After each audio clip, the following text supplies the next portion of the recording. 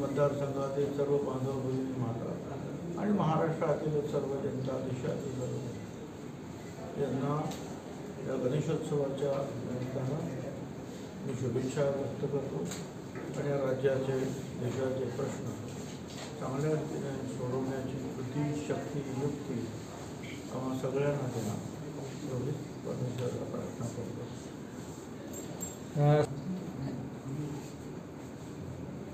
तुम्हाला कसं आहे कळलं? ते टी व्हीवरती ती बातमी तुम्ही काहीतरी आपल्याकडे सांगत आला, हे सगळं काहीही ठरलेलं नाही। योग्य रीतीनं प्रत्येक पक्षाला महायुतीमध्ये न्याय मिळेल अशा प्रकारचे संदेश दिल्लीच्या सुद्धा नेत्यांनी दिलेले आहेत।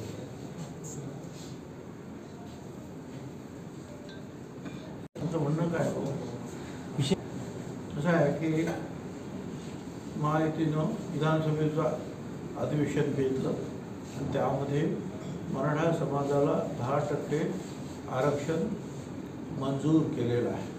विधानसभेनं मंजूर केलं, विधान परिषदेनं मंजूर केलं। त्यामुळे आता 10% आरक्षणाचा फायदा मराठा समाजातील सर्व दानथोरांना होतो आहे। गणनाची जाहीर सभा बोलवलेलं आहे। काय प्रत्येकजण जे आहे त्या आचारसंहिता आता लवकर लागेल या कल्पनेने वेगवेगळ्या कामामध्ये वेगवेगळ्या कार्यक्रमामध्ये बिझी आहे। त्यातून त्यांनी सगळ्यांनी यायचं कबूल केलेलं आहे। जे जे येतील त्यांच्या हस्ते उद्घाटन होईल।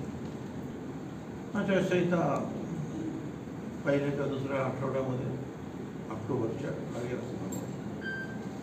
सर शेवटचा प्रश्न, यांना टीका करायची ते टीका करणार, पण संपूर्ण महाराष्ट्रामध्ये आनंदाच्या शिद्याचं वाटप अतिशय चांगल्या प्रकारे सुरू आहे।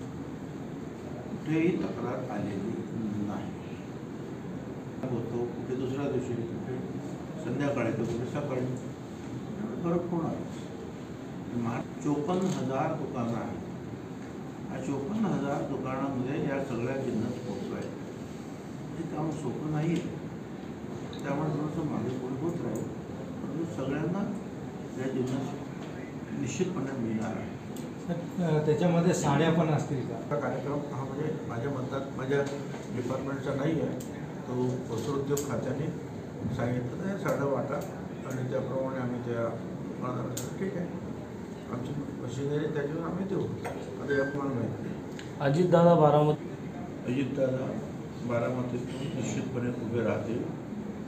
अजितदादा हे आमच्या ग्रुपचे कॅप्टन आहे आणि लढाई सुरू झाली असताना मग ते कॅप्टन शस्त्र कार्य ठेवून योग्य होणार नाही, योग्य संदेश जाणार नाही, उभे राहणार।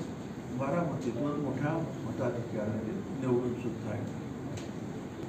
हा वाद जो आहे हे ऑक्टोबरपासून सुरू आहे, बरोबर आहे। आपल्या शिवसृष्टीचं काम कधीपासून सुरू आहे?